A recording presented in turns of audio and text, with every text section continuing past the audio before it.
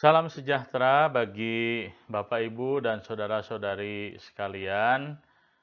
Dalam video ini kita akan melanjutkan pembahasan mengenai pengajaran dasar iman Kristen. Kita hari ini akan membicarakan mengenai ajaran tentang Kristus dan kita akan membahas mengenai karya-karya yang Tuhan Yesus kerjakan sewaktu Dia ada di dalam dunia ini. Dan ini adalah pokok ketiga atau video ketiga dari pembahasan yang kita sudah lakukan mengenai Tuhan Yesus. Nah, di dalam video kali ini kita akan membahas dua karya yang utama atau yang signifikan di dalam pelayanan Yesus di dunia ini. Sebenarnya pelayanan Yesus dalam dunia ini dapat dibagi di dalam beberapa bagian. Nah, bagian yang pertama tentu saja karya yang disebut sebagai inkarnasi. Nah, bagian kedua adalah karya yang disebut sebagai kehidupan Yesus. Nah, baru bagian ketiga berbicara soal kematian Yesus, keempat berbicara tentang kebangkitan Yesus, dan kelima berbicara soal pelayanan Kristus di sorga saat ini, dan keenam baru berbicara mengenai kedatangan Kristus yang kedua kalinya. Nah, jadi di dalam video ini kita hanya akan membahas dua saja dari karya yang Kristus lakukan dalam dunia, yaitu karya kematian dan kebangkitan Kristus. Mari kita akan mencoba untuk memikirkan signifikansi dari kematian dan kebangkitan Tuhan Yesus. Oke, mari kita sekarang memikirkan mengenai kematian Yesus. Apakah tujuan ataupun apakah signifikansi pentingnya dari kematian Tuhan Yesus? Maka ada beberapa pokok yang kita perlu pahami waktu kita mempelajari mengenai kematian Tuhan Yesus. Yang pertama adalah Alkitab mengajarkan kepada kita, memperlihatkan kepada kita bahwa Yesus mati adalah untuk melepaskan manusia dari belenggu dosa. Salah satu kesalahpahaman yang ada di dalam pemikiran orang-orang Kristen adalah kita seringkali berpikir bahwa Yesus mati supaya manusia bisa ke sorga. Nah, walaupun di dalam Alkitab memang kita belajar satu kebenaran yang penting bahwa orang-orang percaya ketika meninggalkan dunia ini akan pergi ke sorga, tapi tujuan Yesus datang ke dalam dunia dan mati bukan sekedar supaya manusia bisa ke sorga. Tetapi tujuan utamanya adalah supaya manusia dilepaskan dari perbudakan atau belenggu dosa. Dan itulah yang kita bisa lihat di dalam Galatia pasal pertama ayat 3-4. Dalam bagian ini Rasul Paulus berkata, "Dan Tuhan Yesus Kristus yang telah menyerahkan dirinya karena dosa-dosa kita untuk melepaskan kita dari dunia ini, dari dunia yang jahat sekarang ini menurut kehendak Allah Bapa kita." Nah, jadi Rasul Paulus mengatakan bahwa tujuan Yesus menyerahkan dirinya adalah karena dia ingin ataupun melalui kematiannya manusia tidak lagi dibelenggu atau diperbudak oleh dosa. Nah, dosa di sini di dalam Alkitab dalam tulisan Paulus dibahasakan dengan istilah dunia. Memang dunia dan dosa sangat berkaitan erat, bahwa dosa berkuasa atas orang-orang dunia. Dosa menguasai manusia-manusia yang hidup di dalam dunia.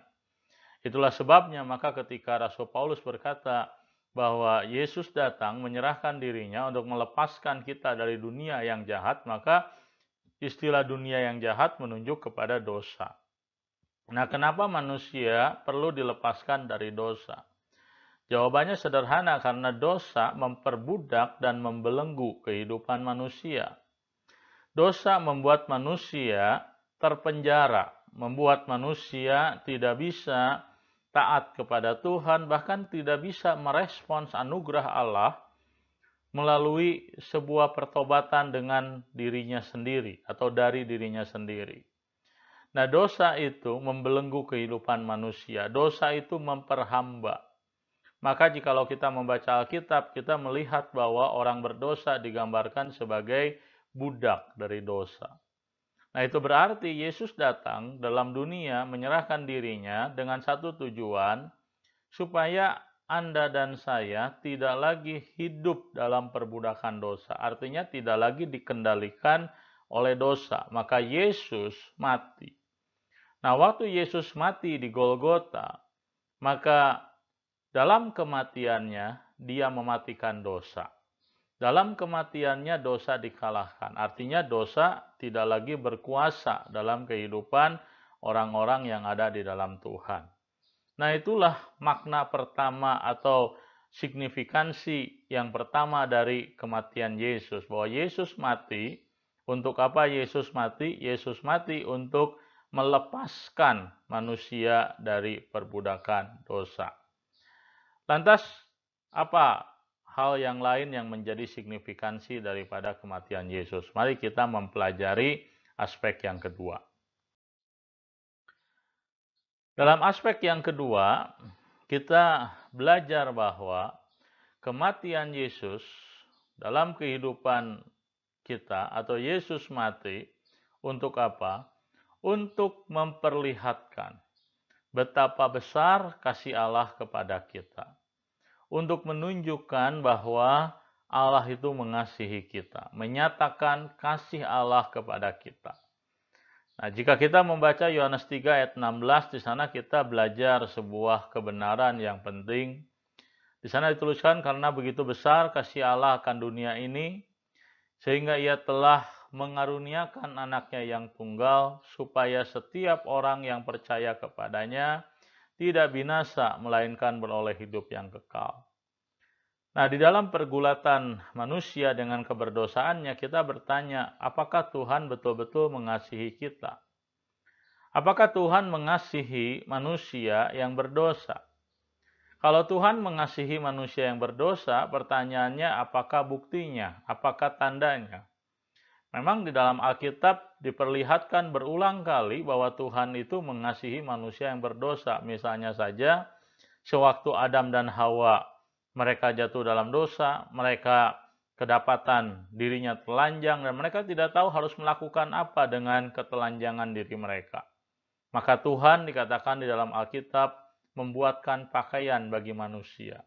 Nah, itu menunjukkan bahwa Tuhan mengasihi manusia. Tetapi bukti ataupun kenyataan atau kesaksian yang paling nyata dari kasih Tuhan kepada manusia ada pada kematian Yesus. Sebab tanpa Yesus mati bagi manusia, apa yang menjadi persoalan dasar dan utama manusia tidak pernah bisa terselesaikan. Apakah itu? Bahwa manusia di dalam keberdosaannya, manusia berhadapan dengan penghukuman, berjalan dalam jalan kebinasaan. Artinya manusia harus berhadapan dengan neraka. Artinya kalau Tuhan menyatakan kasih-Nya kepada manusia, misalnya saja melalui pemeliharaan Tuhan. Tuhan menjaga, Tuhan melindungi, Tuhan menyertai manusia sehingga manusia bisa bertahan sekian lama dalam sejarah, itu karena ada penyertaan Tuhan. Tapi kalau Tuhan tidak datang ke dalam dunia, datang dalam diri Tuhan Yesus yang mati di atas kayu salib, maka manusia walaupun dapat merasakan kasih Tuhan dalam dunia ini melalui pemeliharaan Tuhan, tetapi tetap apa yang Tuhan nyatakan tidak menjawab apa yang menjadi persoalan dasar hidup manusia. Apakah itu keselamatan? Itulah sebabnya maka Alkitab berkata bahwa bukti yang paling nyata bahwa Allah mengasihi kita itu justru kelihatan, justru nampak dalam apa yang Yesus lakukan di atas kayu salib, yaitu mati bagi kita, mati untuk menebus kita dari perbudakan dosa. Itulah bukti yang paling kelihatan, itulah bukti yang paling nyata dari kebangkitan, dari kasih Tuhan kepada kita. Nah, itulah sebabnya jikalau dalam hidup ini kita sering bertanya-tanya apakah Tuhan betul-betul mengasihi kita, apakah Tuhan betul-betul menyayangi kita waktu kita mengalami penderitaan, mengalami kesukaran, mengalami pergumulan hidup, maka ingatlah bahwa kasih Tuhan yang paling nyata, yang paling kelihatan adalah melalui pengorbanan Yesus di atas kayu salib bagi Anda dan saya. Kalau Yesus sudah mati bagi Anda dan saya, maka kita tidak bisa mempertanyakan kasih Tuhan kepada kita, karena bukti yang paling kelihatan dari kasih Tuhan kepada kita sudah diperlihatkan bagi kita. Nah, itulah pokok kedua dari makna kematian Yesus bagi kita. Dan yang ketiga adalah kenapa Yesus mati di atas Golgota. Maka yang ketiga adalah Yesus mati untuk memperdamaikan kita dengan Allah. Kita harus menyadari bahwa di dalam keberdosaan hubungan kita dengan Tuhan terputus. Di dalam keberdosaan kita memusuhi Tuhan dalam hati kita. Itulah sebabnya Alkitab menyebut kita sebagai seteru dari Allah. Dan bukan hanya itu, di dalam keberdosaan kita tidak bisa berjumpa dengan Tuhan. Mungkin kita masih ingat ketika Nabi Yesaya mengalami perjumpaan yang bersifat personal dengan Tuhan. Waktu Nabi Yesaya menyaksikan Tuhan, Nabi Yesaya langsung tersungkur berhadapan dengan kesucian Tuhan. Dan orang berdosa ketika berhadapan dengan Tuhan akan binasa, karena Tuhan adalah Allah yang suci yang tidak bisa melihat dosa dan tidak bisa membiarkan dosa. Itulah sebabnya waktu manusia berdosa datang kepada Tuhan, maka kita pasti akan binasa. Dan itulah sebabnya maka ketika Yesus mati bagi kita, maka kita harus menyadari bahwa kematian Yesus bagi kita salah satunya adalah untuk memperdamaikan kita dengan Tuhan. Sehingga apa? Sehingga kita sekarang menjadi keluarga Dia. Itulah sebabnya Alkitab memanggil kita sekarang dengan sebutan anak-anak Allah. Kita dapat memanggil Allah dengan sebutan Bapa. Kenapa? Oleh karena hubungan kita dengan Tuhan dipulihkan. Dan itu terjadi karena apa? Karena kematian Yesus. Dan bahkan nanti jikalau kita mempelajari Alkitab lebih jauh, kita akan belajar bahwa ternyata kematian Kristus juga mendamaikan hubungan kita dengan sesama kita. Dan itulah yang menjadi salah satu pokok ajaran penting dari kematian Yesus. Nah, selain kematian Yesus, kita juga akan membicarakan mengenai kebangkitan Yesus. Nah, ajaran kebangkitan, apakah pentingnya kebangkitan Yesus dalam kehidupan orang-orang percaya? Nah, dalam hal ini ada beberapa hal yang kita dapat pelajari. Pertama, Yesus bangkit dari kematiannya menyatakan bahwa apa yang telah Dia kerjakan diterima oleh Tuhan. Apa yang Dia kerjakan? Dia melakukan penebusan dalam kehidupan manusia dari perbudakan dosa. Dan kebangkitan Yesus menyatakan bahwa apa yang Dia lakukan telah sukses, telah berhasil. Jadi di dunia ini semua orang yang mati, tidak ada yang hidup lagi. Di dunia ini semua orang mati dan tetap mati. Itu berarti apa? Itu berarti kematian tetap menguasai orang tersebut. Tetapi waktu Yesus mati, Yesus tidak mati selamanya. 3 hari Dia mati, tapi kemudian Dia bangkit.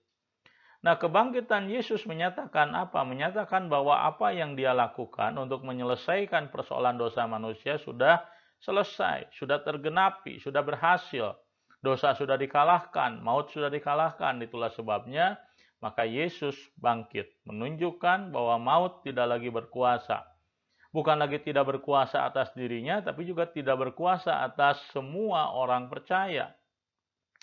Itulah sebabnya dalam Roma 4 ayat 25 dituliskan, yaitu Yesus yang telah diserahkan karena pelanggaran kita dan dibangkitkan karena pembenaran kita. Nah, jadi Yesus dibangkitkan untuk apa? Untuk menunjukkan bahwa orang-orang percaya yang dijanjikan akan mengalami pembenaran itu betul-betul mengalami apa yang dijanjikan itu. Nah, apakah itu pembenaran? Pembenaran adalah sebuah pembaharuan status dari orang-orang percaya, dari orang-orang yang semula adalah berdosa menjadi orang-orang yang tidak lagi berdosa, tetapi orang yang dibenarkan oleh Tuhan. Artinya orang-orang yang mampu untuk mengalahkan dosa. Itulah artinya dan signifikansi pembenaran. Dan kebangkitan Yesus itu menunjukkan bahwa maut atau dosa sudah dikalahkan. Artinya apa? Karena maut dan dosa sudah dikalahkan, maka apa yang dijanjikan Tuhan kepada orang-orang yang ada di dalam Kristus bahwa mereka akan dibenarkan, mereka tidak akan lagi di bawah kuasa dosa, itu bisa terjadi dan akan terjadi. Kenapa? Karena dosa telah dikalahkan oleh Yesus. Apa buktinya? Yesus bangkit. Jadi kebangkitan Yesus adalah bukti yang memperlihatkan bahwa dosa itu telah dikalahkan. Bahwa pembenaran orang-orang percaya itu betul-betul akan terjadi. Orang-orang percaya tidak lagi hidup dikuasai dosa, mampu menang dari dosa. Dan yang kedua, kebangkitan Yesus juga memperlihatkan bahwa Dia adalah Allah. Nah, kita sudah mempelajari dalam beberapa bagian dari video kita bahwa tidak ada seorang pun yang bisa mengalahkan kematian. Tidak ada. Tidak ada manusia yang bisa mengalahkan kematian. Kenapa? Karena semua manusia berdosa. Nah, jikalau Yesus, dia bisa mengalahkan kematian. Dia bisa bangkit dari kematian. Itu artinya apa? Itu artinya bahwa Yesus bukan sekedar manusia sejati seperti umumnya kita, tapi dia juga adalah Allah sejati. Kenapa? Karena Allah lah yang mampu untuk mengalahkan kematian. Hanya Allah yang mampu untuk mengalahkan, menguasai, membangkitkan manusia dari kematian. Itulah sebabnya maka jikalau orang-orang percaya, kita percaya bahwa Yesus bangkit dari kematian. Kita bukan hanya percaya bahwa dia adalah orang yang berbeda dari manusia pada umumnya, tapi kita juga harus percaya bahwa dia adalah Allah. Karena tidak ada seorang pun yang mampu menguasai kematian selain daripada Allah. Dan yang ketiga, kenapa Yesus perlu bangkit? Atau apakah arti dan makna kebangkitan Yesus bagi kita? Maka kebangkitan Yesus menegaskan bahwa ada kepastian akan janji kebangkitan yang akan kita alami. Satu kali semua kita akan meninggal dunia. Satu kali kita semua akan mengalami yang namanya kematian. Tetapi Alkitab berjanji kepada kita bahwa satu kali akan ada yang namanya kebangkitan. Nah, dalam 1 Korintus 6 ayat 14 di sana dikatakan Allah yang membangkitkan Tuhan akan membangkitkan kita juga oleh kuasanya. Jika Yesus tidak bangkit dari kematian, tidak ada bukti bahwa kebangkitan bisa terjadi. Tapi karena Yesus pernah bangkit dari kematian, maka kita bisa percaya bahwa kebangkitan akan terjadi. Artinya apa? Artinya ini adalah sebuah pengharapan bagi kita. Bahwa kita akan mengalami yang namanya kematian, tapi Tuhan Yesus berkata bahwa Dia adalah kebangkitan dan hidup. Artinya apa? Artinya Dia adalah Allah yang menguasai kematian, pribadi yang menguasai kematian, pribadi yang berkuasa juga menanamkan kehidupan yang baru. Bahkan pribadi yang kelak akan membangkitkan semua orang. Supaya apa? Supaya semua orang mengalami seperti apa yang Kristus alami. Apakah itu? Nah, maka kita belajar di dalam Alkitab bahwa Kristus itu adalah model. Model dari apa? Model daripada ciptaan baru. Bahwa Kristus memiliki unsur ilahi dan unsur rohani dan juga unsur yang bersifat materi. Demikian juga dengan manusia kelak. Ketika manusia meninggalkan dunia ini, maka manusia menjadi makhluk rohani karena kita tidak lagi memiliki tubuh jasmani. Tetapi manusia tanpa tubuh jasmani, maka manusia tidak bisa seutuhnya menjadi manusia. Itulah sebabnya maka Tuhan menjanjikan satu hari kelak ketika Tuhan datang yang kedua kalinya, Dia akan membangkitkan kita. Dia akan memberikan kepada kita tubuh kebangkitan. Tubuh yang seperti Yesus miliki. Nah, jadi Tuhan Yesus merupakan sebuah, bisa kita katakan prototipe daripada ciptaan baru. Prototipe daripada langit dan bumi yang baru. Di mana yang rohani dengan yang materi itu menjadi satu. Secara utuh dan sempurna. Nah, itulah yang membuat kita kemudian memiliki pengharapan bahwa apa yang kita yakini satu hari kelak kita akan mengalami pemulihan total. Kita akan menjadi ciptaan yang utuh dan sempurna, menjadi makhluk yang rohani sekaligus makhluk yang jasmani. Memiliki apa yang Tuhan janjikan kepada kita yang disebut sebagai hidup yang kekal. Dan itu bisa kita alami kalau apa? Kalau Yesus bangkit, mati dan bangkit bagi kita. Menunjukkan kepada kita bahwa apa yang Dia janjikan bisa terjadi. Yesus sendiri sudah melakukan itu bagi kita.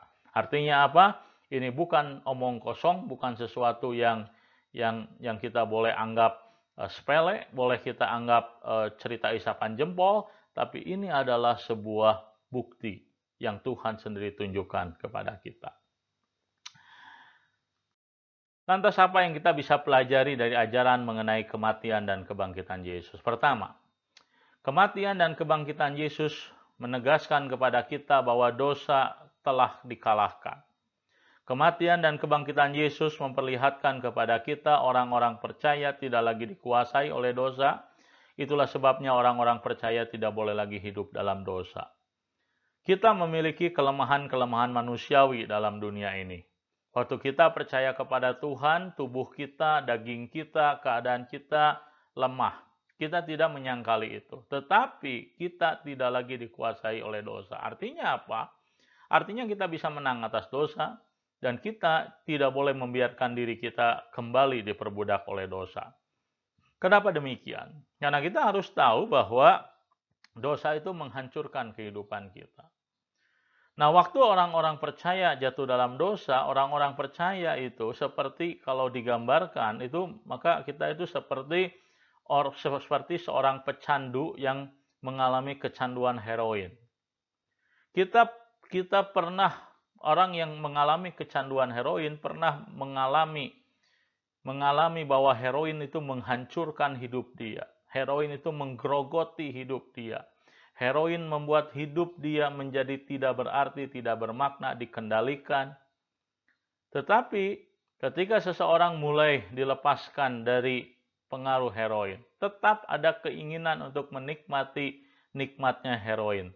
Tetapi orang yang pernah merasakan bahaya, merasakan penderitaan, merasakan nyerinya akibat diperbudak oleh heroin, seharusnya mereka tidak lagi jatuh di dalam kesalahan yang sama. Mengapa? Karena mereka pernah mengalami bahwa heroin itu menghancurkan hidup mereka.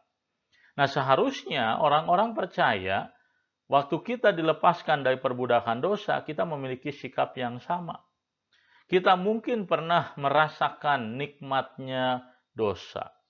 Tetapi kita juga merasakan dosa itu menghancurkan, menggerogoti kehidupan kita. Dosa itu membuat hidup manusia menjadi tidak bermakna, tidak tenang, tidak damai. Dosa membuat hidup kita dipenuhi dengan rasa frustasi. Itulah sebabnya maka orang-orang percaya yang sudah dilepaskan dari perbudakan dosa, hendaknya tidak lagi membiarkan dirinya untuk kembali perbudak dosa. Dan yang kedua, dalam kematian dan kebangkitan Yesus, Allah memperlihatkan kepada kita apa yang orang-orang percaya akan alami sekarang dan kelak. Nah, jadi di dalam dalam kematian Yesus dosa dimatikan, dalam kebangkitan Yesus kehidupan baru diperlihatkan. Waktu orang percaya kepada Tuhan Yesus, menyerahkan dirinya kepada Tuhan Yesus, dosa dimatikan. Dosa tidak lagi berkuasa atas dirinya, tapi bukan hanya itu. Kehidupan baru ditanamkan di dalam diri kita. Kita mulai merasakan bahwa hidup kita berbeda. Kita mulai merasakan bahwa Tuhan bekerja di dalam diri kita. Itulah alasannya, itulah sebabnya maka orang-orang percaya ketika dia menerima Yesus dalam hidupnya mengalami berubah, mengalami pembaruan. Bukan hanya dosa tidak lagi berkuasa atas dirinya, tapi hidupnya mulai mengalami yang namanya damai sejahtera, yang namanya sukacita, yang namanya ucapan syukur, yang namanya ketenangan. Dan itu dialami oleh orang-orang percaya, bukan hanya kelak waktu Tuhan datang yang kedua kali atau waktu orang percaya meninggal dunia dan bersatu dengan Tuhan, tapi waktu kita ada di dalam dunia. Itu sudah kita bisa rasakan, itu sudah bisa kita alami. Dan kita sedang menantikan apa? Menantikan penggenapan dari kondisi sempurna yang Tuhan janjikan dalam kehidupan kita. Walaupun sekarang kita sudah bisa merasakan damai sejahtera, tapi itu belum sempurna. Kita masih merasakan kecemasan, kita masih merasakan kelemahan, walaupun ada aspek yang berbeda dalam kehidupan kita.